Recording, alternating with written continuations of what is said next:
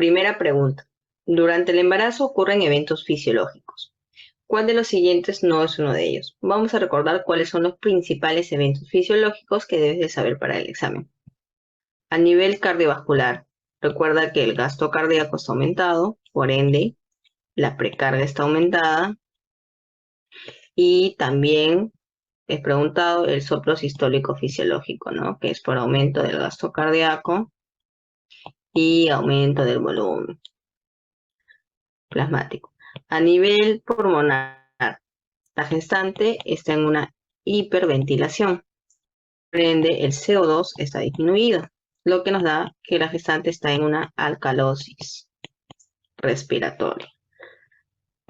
A nivel renal, vamos a encontrar que la tasa de filtrado glomerular está aumentada. Por eso es común encontrar glucosuria, proteinuria, sobre todo ya al término de la gestación, ¿no? Luego, a nivel hematológico, esto es algo que también siempre pregunta. Tenemos acá la famosa anemia dilucional.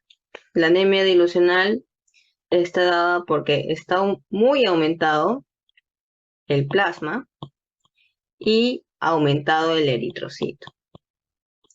Ambos aumentan, pero la que más aumenta es el plasma, por ende se da una anemia dilucional. ¿Cuándo es más frecuente esto? De las 30 a las 34 semanas. Luego, a nivel hematológico también están aumentados los factores de la coagulación, ¿no? Porque la gestación, hay que recordar, es un estado procoagulante. ¿Cuáles no están aumentados de los factores de coagulación? El factor 11 y el factor 13.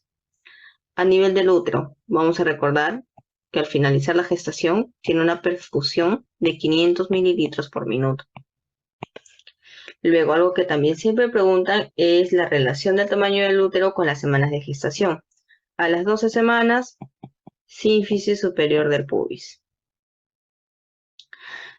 A las 20-22 semanas, se encuentra en el ombligo. Las 36 semanas se encuentra en la apófisis sigmoides. 38-40 semanas, el reborde costal. Entonces, vamos a leer las alternativas. Aumento de casi todos los factores de coagulación. Dijimos que sí, casi todos aumentan, menos el 11 y el 13. El edema malular, sí hay un edema malular, ¿no? Esto ya la mayoría lo sabe, ¿no? Por la presión de la vena cava. Luego, caminata del orgullo, sí, esto está dado por una hiperlordosis en la gestante, por el volumen que da el útero, y va a hacer que se vea pronunciado, ¿no? Su barriga. Aumento del fibrinógeno también es un estado procoagulante. Disminución del número de eritrocitos, esto es lo que hemos dicho, ¿no? No porque también aumenta, pero más aumenta el plasma, por eso da una anemia dilucional. Entonces nuestra alternativa sería la E. Siguiente pregunta. ¿En qué etapa del desarrollo gestacional se produce la implantación endometrial? Recordaremos. A ver, primer día se fecundó, ¿no? En la fecundación está nuestro cigoto fecundado con el espermatozoide y el óvulo, ¿no? Pasando los días, al cuarto día ya hay varias celulitas, exactamente 16 células. ¿Qué se llama? Se llama mórula, ¿no? Luego, pasando los días, ya más o menos el quinto al séptimo día, se produce la implantación. ¿Y cómo se produce? ¿En qué estado está ya? Se encuentra en el estado de blastocistos. Entonces nos pregunta, ¿en qué etapa del desarrollo gestacional, que esto exactamente es el estado preembrionario, que es las 2 primeras semanas, se produce la implantación endometrial? Nuestra respuesta sería blastocistos. A ver, tercera pregunta. Mujer con antecedente de embarazo ectópico. Acude a la consulta por atraso menstrual de 2 días. Tiene una beta-HCG positiva. ¿Cuál es la conducta a seguir para evaluar la viabilidad del producto?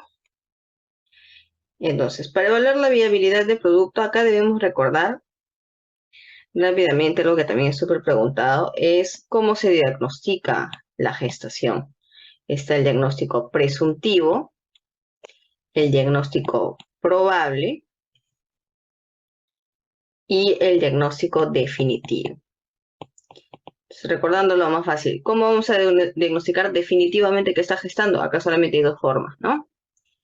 Con la ecografía transvaginal, donde evidenciemos el saco o al embrión, o que el personal de salud, en este caso médico, etcétera, escuche los latidos, movimientos fetales, ¿no?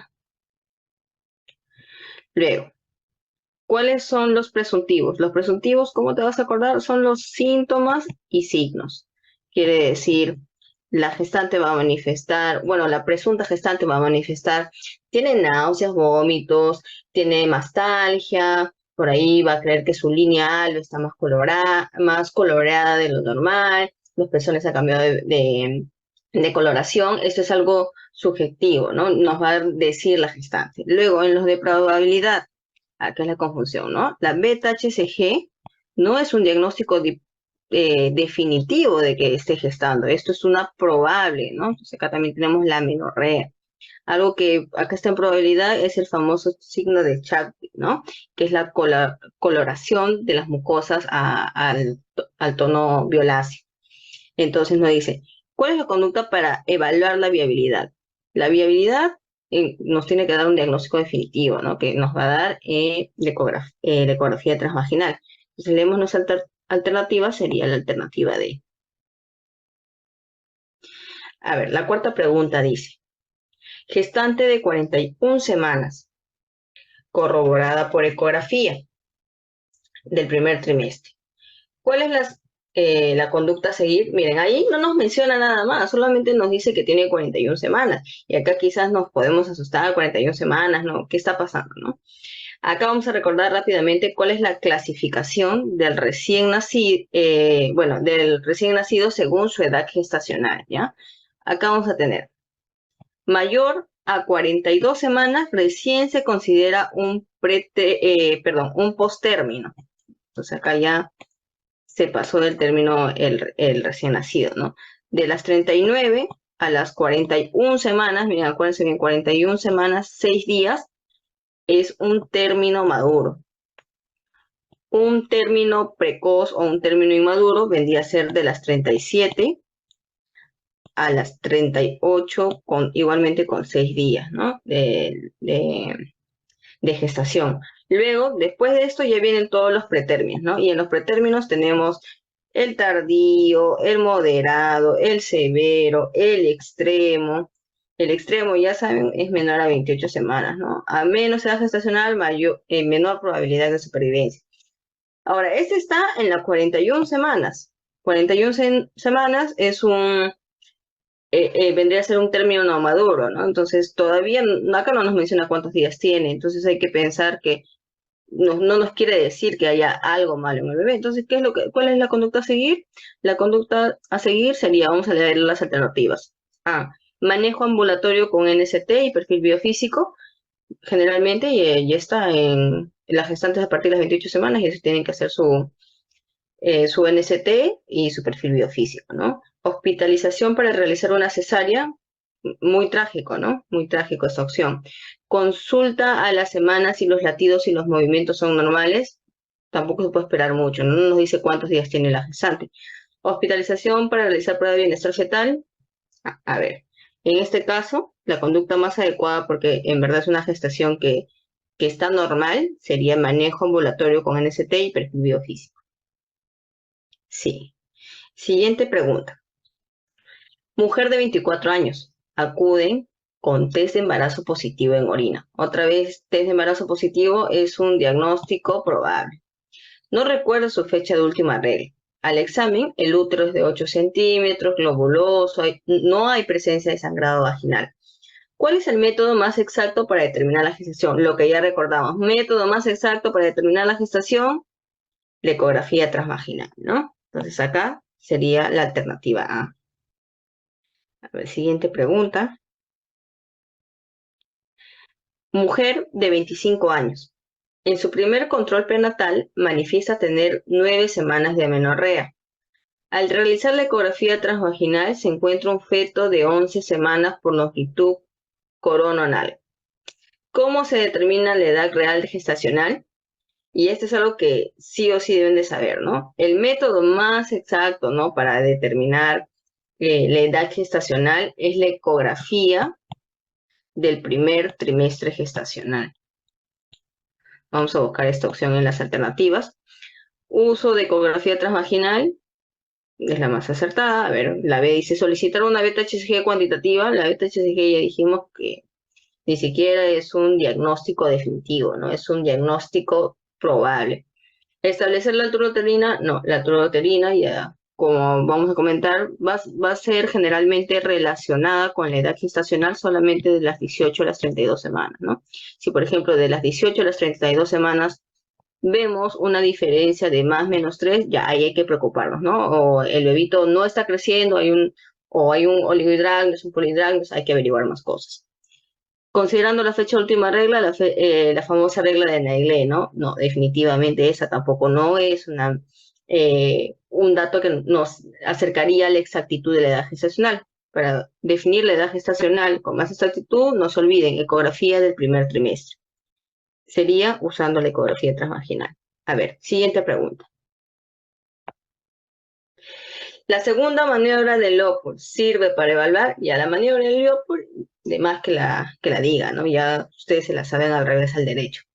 Son 4 maniobras. La primera nos va a medir el fondo uterino, como lo hemos dejado por acá. La primera nos va a medir el fondo uterino, la segunda maniobra nos va a medir la posición, la tercera maniobra nos va a medir cuál es la presentación de nuestro bebé, ¿no?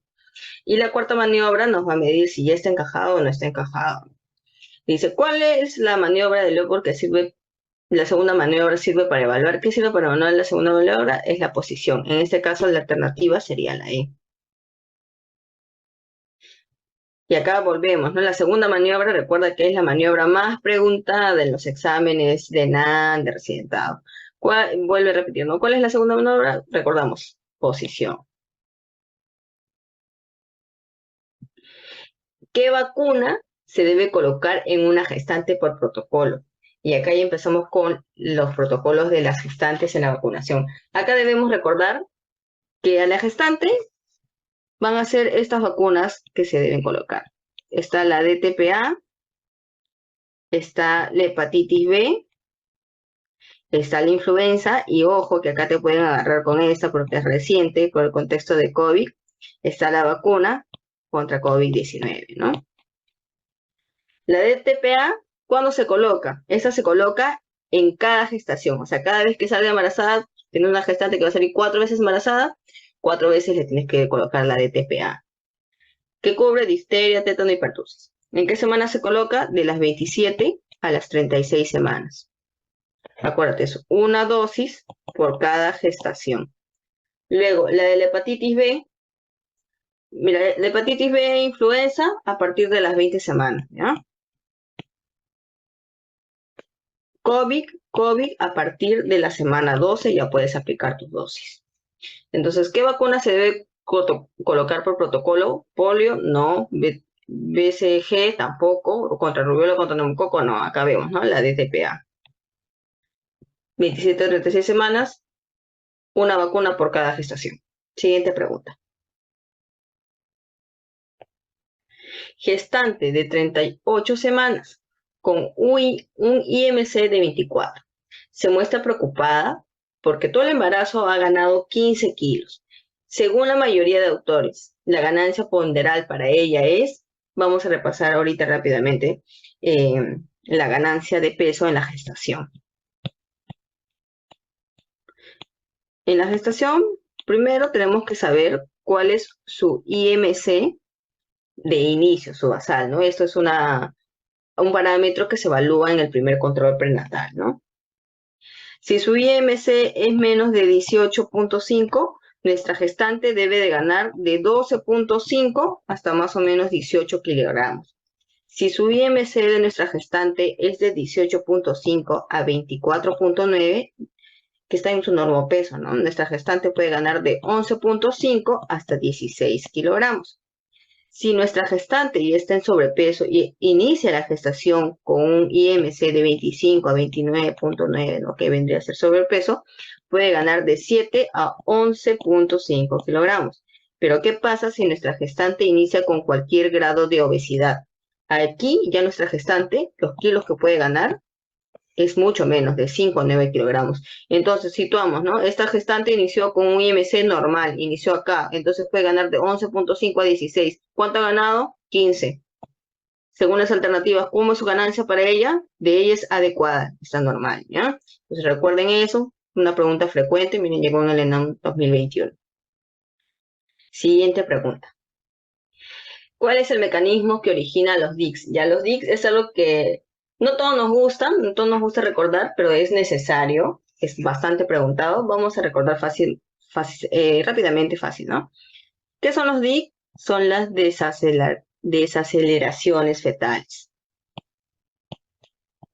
¿Cuántos DICs hay? Hay 3. El DIC 1, el DIC 2 y el DIC 3. Entonces, por cada contracción que haya, ¿qué es lo fisiológico, no? Por cada contracción que haya, va a haber una desaceleración, que como acá vemos en el DIC 1, coincide. Y esto generalmente, ¿por qué se va a dar?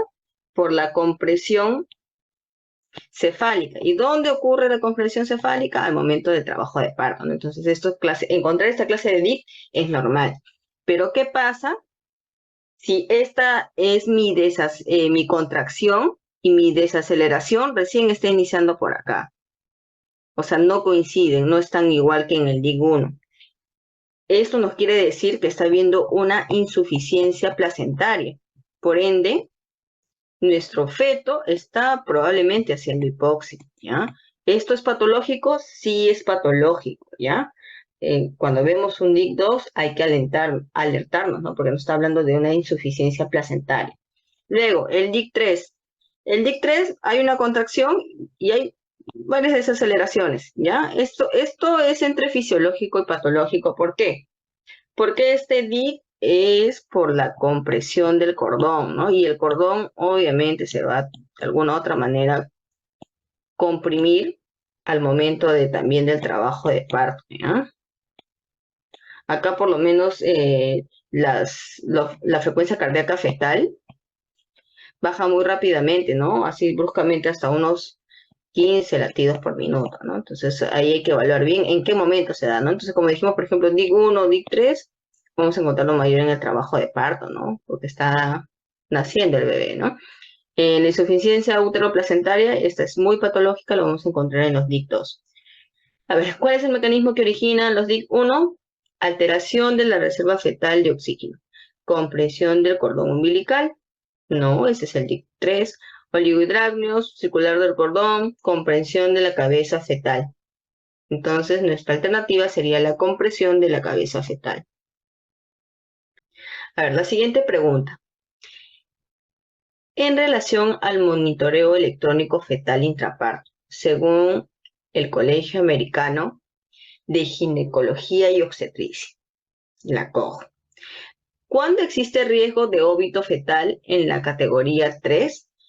Ya, mira, acá estas son las categorías, ¿no? Las categorías vamos a repasar rápidamente. Las categorías, según la COG, son 3. La categoría número 1, la categoría número 2, la categoría número 3. ¿Ya? Acá, ¿cuál no es muy necesario que recuerdes? La 2, ¿no? Porque la 2 que nos escribe exactamente la 2, que no es ni 1 ni es 3. Entonces vamos a empezar recordando la primera. En la categoría 1, acá la frecuencia cardíaca es normal, ¿ya? 110, 160 latidos por minuto. ¿Hay aceleraciones? Sí, es lo correcto, hay sus aceleraciones. ¿Hay desaceleraciones? Sí hay desaceleraciones, pero ¿cuáles son? Las tempranas, las que están asociadas a la compresión de la cabeza. ¿Ya? Entonces, esto está dentro de lo normal. ¿Qué pasa en el DIC 3? En el DIC 3, acá ya hay un patrón sinusoidal. Si nosotros vemos que nos describen en las categorías de la COG un patrón sinusoidal, esto es que tiene que ir a cesárea de inmediato, cesárea urgente, porque si no, hay gran probabilidad de óbito. Acá, ¿qué vamos a ver? Desaceleraciones, ¿ya? Esto es lo más importante que te van a mencionar, las desaceleraciones. Y acá son tardías, la variabilidad está, no hay variabilidad en ese momento, ¿no? Las tardías son muy frecuentes en las desaceleraciones. Entonces nos preguntan, en la relación al monitoreo electrónico fetal intraparto, según la COG, cuando existe riesgo de óbito fetal, ¿no? Acá encontramos rápidamente lo que hemos mencionado. En la opción C vemos un patrón sinusoidal. Sí. Siguiente pregunta. Durante tus serums, ya que vas a estar próximo ahora que apruebes el ENAM, en una zona rural, usted está controlando una gestante de 26 semanas, quien no presenta a la fecha ninguna complicación. Tiene antecedentes de hace 3 años, fue sometida a cesárea por una ruptura prematura de membranas a las 28 semanas. Ella le ha solicitado chance de parto vaginal y el examen ginecológico tiene pelvis ginecoide. ¿Cuál sería la conducta más apropiada a seguir? A ver, esperar al trabajo de parto espontáneo, continuar su control hasta la semana 40. Mira, ahorita tiene 26 semanas. Propiciar adecuadamente ganancia de peso materno, monitorear crecimiento uterino, derivarlo a un centro de mayor complejidad. Acá, en general, esto para el SERUMS y para tu examen ENAM, cualquier antecedente de riesgo, recuerda que tú vas a hacer SERUM en un nivel 1.1, 1.2 o 1.3, ¿no? Cualquier antecedente de riesgo necesita mayor capacidad resolutiva. Entonces tú tienes que derivar, ¿ya? No puedes quedarte con esta gestante. ¿Cuál sería nuestra opción? Derivarla a un centro de mayor complejidad. A ver, la pregunta número 14. Tercigesta de 34 semanas, RH negativo, antecedente de hidros fetal en su última gestación. Acude al control prenatal para su ecografía obstétrica Doppler para el riesgo de anemia. En este examen, ¿qué vaso sanguíneo fetal se estudiará? Acá debes recordar, ¿no? ¿Cuál de las arterias que se pueden evidenciar en la ecografía nos ayudan a ver si el bebé está en riesgo de anemia fetal? Esta es la arteria cerebral media, ¿no? Acá podemos ver cuál es la velocidad con la que circula la sangre y por eso determinar si está en probabilidad de tener anemia fetal o ya tiene anemia fetal, ¿no? Entonces nuestra alternativa acá sería arteria cerebral media. A ver, siguiente pregunta. ¿Qué se debe indicar para prevenir la espina bífida? Esa pregunta seguro ya todos se lo saben, ¿no? El ácido fólico. Acá vamos a recordar cuáles son las indicaciones profilácticas en la gestación, ¿ya? Tenemos el ácido fólico, donde se va a dar 400 microgramos. Esto tiene que ser de preferencia antes de las 14 semanas, ¿ya? Antes inclusive de la 12ª semana. Eso también se puede dar antes de la gestación, ¿no? En el periodo antenatal. Luego tenemos el hierro.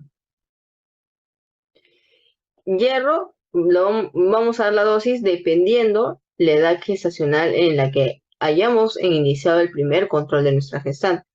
Si está dentro del primer trimestre, la dosis va a ser de 60 miligramos de hierro elemental, que viene ya junto con su dosis de ácido fólico de 400 microgramos.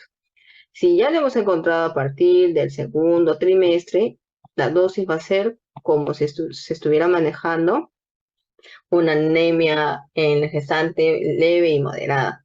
Va a ser 120 miligramos más 800 de su ácido fólico, ¿ya? Acá algo que también debemos saber, esta dosis del primer trimestre es igual que en el puerperio. Y en el puerperio se da hasta los 30 días postparto, según norma técnica. Luego, acá en las profilaxis que se usa para la preeclampsia, ¿no? Y generalmente se da casi todas las gestantes porque la preeclampsia es una patología muy frecuente en las gestantes peruanas. Tenemos acá el calcio. El calcio, en términos generales, tiene una dosis de 1.5 gramos hasta los 2 gramos, ¿ya? Se inicia después de las 20 semanas hasta que finalice la gestación.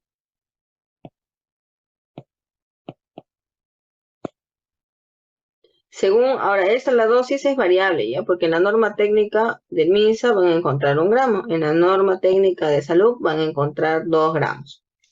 Ahora, ácido acetil salicílico. Esto sí se tiene que dar, de preferencia, antes en reportes antiguos, ¿no? Está en dosis bajas, pero lo ideal sería que tenga una dosis de 100 como mínimo, ¿ya?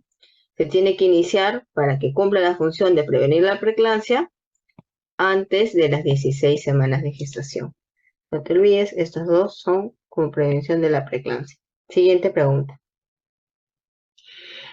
¿Desde y hasta cuándo se indica la suplementación profiláctica de calcio en las gestantes? Mira, es lo que mencionamos, ¿no? Y lo dijimos ya en el repaso que hicimos. Desde las 20 semanas hasta el término de la gestación. Nuestra alternativa, la letra A. Ahora, la famosa fórmula obstétrica. Esta vamos a practicar, ¿ya? Porque ya ustedes todos se los deben de saber a esas alturas que están a unos días de dar el ENAM extraordinario. Dice, gestante a término, acude a su control. Presentó 2 partos a término, un aborto, un ectópico, un recién nacido vivo. ¿Cuál es la fórmula obstétrica? Entonces acá es acá como vemos en nuestro MICCAR, la gesta y la para, ¿no? ¿Cuántas gestaciones ha tenido? La G va a ser el número de gestaciones incluida la actual, ¿no? Acuérdate que esto es para la fórmula obstétrica, ¿ah? Lee bien tu pregunta, para fórmula obstétrica, porque si te dice para el carnet, en el carnet no se incluye la gestación actual, por si acaso, no te dejes agarrar en esa pregunta. A ver, entonces acá está gestando, acá va 1. 2 partos pretérminos van 3. Un aborto, 4. Un ectópico, 5. Recién nacido vivo, esto no nos dice, ¿no? Que está gestando. Entonces nuestra gesta, empezamos, es de 5. Para. ¿Cuántos han nacido a término? Acá mismo nos indican, 2 nacieron a término. Luego, el B, ¿son cuántos pretérminos o óbitos fetales han tenido? Pretérminos, óbitos fetales, la verdad que no nos menciona, ¿no? Si hay uno vivo, debe ser porque el otro quizás se ha muerto, pero no nos menciona si ha sido esa parte. Entonces acá va a ser 0, 2, 0. Luego nos dice el punto C, que viene a ser abortos, ectópicos, mola, etc., ¿no? Acá nos dice que ha tenido un aborto y un ectópico. Entonces, ¿qué sería? 2, ¿no? ¿Y cuántos tiene vivos? 1 nada más. Nuestra fórmula obstétrica sería gesta 5 para 2, 0, 2, 1. Esta sería la alternativa C. Vamos a ver. Correcto. Acá igualito, para que practiquen, ¿ya? Porque si no respondes a esta pregunta, estás perdiendo un punto, ¿no? Y esta ya deberías saber. Gestaciones. Mujer de 30 años con gesta única de 35 semanas. 1. Antecedente obstétrico, 2 partos. 3. Un aborto. 5. A ver, 1, 3, 4, 5. Entonces acá también nuestra gesta es 5, ¿no? La paridad. Partos a términos. 2 partos a término también nos menciona, ¿no? No nos menciona si ha habido óbitos, partos pretérminos, no nos menciona nada. Vendría a ser 0. Sí, no nos menciona. Luego nos dicen un aborto, un ectópico, igualmente 2. Esto vendría a ser parecida a la que ya hemos visto, ¿no? Que esta sería gesta 5 para 2001, la opción E, ¿no? Sí. Ya, siguiente pregunta. Una de las estrategias recomendadas por la OMS para prevenir hasta un 60% la atonía uterina es el alumbramiento dirigido. Acá, esto sí no te puedes olvidar, porque esto de a paso y ahorita tú te vas a hacer tienes que saber. Todos los alumbramientos tienen que tratar de ser dirigidos. ¿Por qué? Porque esto evita la primera causa de muerte materna. ¿Qué cosa es? La hemorragia posparto, ¿no? Que es la primera causa, ¿no? Las causas hemorrágicas. ¿Y cuántas unidades de oxitocina yo tengo que poner a mi gestante para hacer mi alumbramiento dirigido, ya sea intraumbilical, intravenoso? Tienen que ser 10 unidades, ¿no? Entonces, Leemos las alternativas. Administrar misoprostol y luego tracción, no. Esperar a la expulsión de la placenta, ya dijimos que esto es lo que menos se va a hacer, ¿no? Administrar 10 unidades de oxitocina, ¿ya? Y luego la tracción del cordón, podría ser. Administrar 10 microgramos de ergometrina y luego tracción del cordón. Tracción de la placenta y luego de 10 minutos administrar, no. Acá primero administramos nuestra oxitocina. Nuestra opción sería la C. A ver. Pregunta número 20. Usted atiende un parto en el centro de salud. Ha pasado más de media hora desde el nacimiento del bebé y no se produce el alumbramiento. Tampoco está sangrando. ¿Cuál es la medida más adecuada? Mira, acá más probablemente sí no está sangrando, pero no hay un alumbramiento y ya ha pasado media hora, que es bastante tiempo, probablemente sea un acretismo placentario, ¿no? Por eso no esté saliendo la placenta. ¿Cuál sería la opción más adecuada? A ver, llevar a la paciente a un hospital, podría ser, realizar la tracción manual de la placenta, colocar oxitocina endovenosa, realizar, mira, la de acá descartamos, ¿no? Legrado, tú no puedes hacer legrado en tu centro de salud. Colocar oxitocina, se supone que acá debiste iniciar haciendo tu alumbramiento dirigido, ¿no? Entonces acá, ¿cuál sería nuestra opción? Llevarla a un centro de mayor complejidad, ¿no? Porque ya puede ser un acretismo, hay que evaluar el nivel, todo eso, no lo podemos manejar en tu centro de salud, tienes que llevarlo a un centro de mayor complejidad, ¿no? Ya, acá dice, se palpan las contracciones uterinas. A ver, acá vamos a recordar rápidamente, ¿ya? Porque acá puede ser que sí te agarren con esta preguntita. En sí, las contracciones uterinas van a ser palpables a los 20 milímetros de mercurio, ¿no? Pero, ¿cuál te pueden preguntar acá también? Las de Braxton-Hicks, que también van de 20 a 25 milímetros de mercurio, ¿no? ¿En qué semana aparecen estas? A partir de las 20 semanas. ¿En qué semanas son más frecuentes? De las 28 a las 30 semanas. Esto no te olvides, ¿ya? Y ahora, por ejemplo, esto que se palpe, ¿no quiere decir que ha iniciado el trabajo de parto? No. A ver, las contracciones. ¿Cuál es la frecuencia, la fuerza que necesita una contracción para iniciar trabajo de parto, que es una contracción de trabajo de parto, necesita que sea 50 milímetros de mercurio y tenga una duración de por lo menos 1 minuto, ¿ya? Esta es una buena contracción que nos está indicando que ya está en trabajo de parto. Entonces, acá, ¿a qué milímetros de mercurio se palpa una contracción? Nuestra respuesta es la E, ¿ya? Ay, sé que me acostumbro con mi lápiz.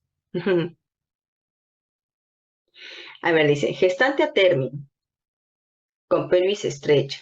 Tiene un ponderado fetal de 4.3 kilogramos. ¿Cuál es el manejo más adecuado? Mira, acá vamos a identificar los factores de riesgo. Pelvis estrecha. Entonces quiere decirnos que probablemente no pueda hacer un trabajo de parto fisiológico, ¿no?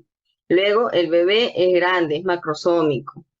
¿Qué vas a hacer con esta gestante? Esta es una cesárea, pues, ¿no? Acá no nos menciona, bueno, si es a término, ¿no? Ahorita no nos está mencionando si hay algún signo donde el bebé puede estar corriendo en riesgo su vida, ¿no? Ni tampoco la mamá. Entonces, esto es una cesárea electiva, ¿no? No hay necesidad de que sea una cesárea de urgencia. Pregunta número 23. Gestante de 25 años en trabajo de parto con dilatación cervical de 5 centímetros, altura uterina de 34 centímetros, feto en presentación podálica y pelvis ginecoide. ¿Cuál es la conducta más indicada? Ya. Entonces, acá dentro de esta pregunta vemos que lo anormal es la presentación, ¿no? Que dice podálica. Entonces, vamos a repasar rápidamente cuáles son las indicaciones para cesáreas en pregunta de examen. Primero, que hay dos tipos de cesáreas, las de urgencia y las electivas. Las de urgencia tienen que haber, ¿no? Compromiso tanto de la madre, hemodinámico o sufrimiento fetal del producto, o que ya haya iniciado trabajo de parto. Cualquiera de estos requisitos tiene que decir en tu enunciado. Electiva, no sufrimiento fetal, no hay trabajo de parto, la madre está hemodinámicamente bien, tiene algún antecedente de indicación necesaria, ¿no? Entonces, en las indicaciones necesarias, Para examen, nos acordaremos de la presentación. Podálica, transversa. Si lees esto, es indicación necesaria, ¿ya? La transversa, acuérdate que a menor edad gestacional, mayor posibilidad de que tu presentación sea transversa. Luego, en las desproporciones, tenemos a los fetos macrosómicos, mayor de 4 kilos, y también tenemos a las pelvis que no son ginecoides.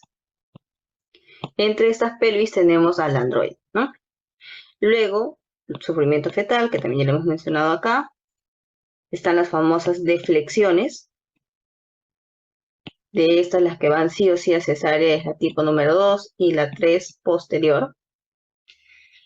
Y estas son preguntas fijas de que si lees en tu enunciado tienes que marcar que es de cesárea, ¿no? Entonces vemos que esta gestante tiene presentación podálica, suficiente indicación para mi examen, para tomarlo en cuenta de que me están diciendo que quieren que marque cesárea. Ahora, hay dos cesáreas, vemos la electiva y la cesárea de urgencia. A ver, acá hay sufrimiento fetal, no nos refiere, ¿no? La gestante está hemodinámicamente inestable, tampoco nos refiere, pero ¿qué? Mira cómo está su cuello, está en 5 centímetros y está en trabajo de parto activo, ¿ya? Entonces, en esta ocasión, nuestro tratamiento sería una cesárea de urgencia, porque ya inició trabajo de parto. Siguiente pregunta. Gestante a término. En trabajo de parto. Al examen físico presenta caramento posterior. Altura de presentación fuera de la pelvis. ¿Cuál es la conducta a seguir? Ya mira, acá te está mencionando una presentación, ¿no? Caramento posterior. Entonces, ¿qué debemos recordar acá? Las deflexiones. Primero, que tú te tienes que saber cuál es la presentación normal, ¿no? La presentación normal es la de vértice. Su punto de referencia, ¿cuál es en la normal? Es la fontanela, ¿no? ¿Cuál fontanela? ¿Mayor o menor? La fontanela menor, ¿no? O también conocida como lamboidea, o también conocida como posterior. ¿Cuál es su diámetro? El diámetro de la presentación normal es la suboccipito bregmático. ¿Cuánto mide? 9.5, por eso es normal, ¿no? Es algo eutóxico. Luego, la deflexión grado 1, la deflexión grado 2 y la deflexión grado 3. La deflexión grado 1, o también conocida como la presentación de Bregma, ¿no? ¿Cuál es nuestro punto de referencia acá en la presentación de Bregma? La fontanela, pero en este caso sería la fontanela mayor, también conocida como fontanela bregmática o anterior. ¿Cuál es nuestro diámetro acá? Acá nuestro diámetro es el occipito frontal. ¿Cuánto mide esto? De 11 a 11.5. Luego, está la deflexión de grado 2. Acá, ¿cuál es la presentación? Es de frente, ¿no? ¿Cuál es nuestro punto de referencia más frecuente? Nos indica la nariz. ¿Cuál es el diámetro que se nos presenta? Es el occipito mentoniano, ¿ya? ¿Y cuánto mide esto? De 13.5 a 14. Esto es una cesárea, sí o sí. Miren este diámetro tan grande. Luego, en la deflexión de tercera, ¿no? La tercera deflexión. Acá es la deflexión también de cara. ¿Cuál es el diámetro que se muestra? Perdón, ¿cuál es el punto de referencia? El punto de referencia es el mentón. No te olvides. ¿Cuál es el diámetro que se muestra? Es el submento bregmático. ¿Cuánto mide? Puede medir 9.5.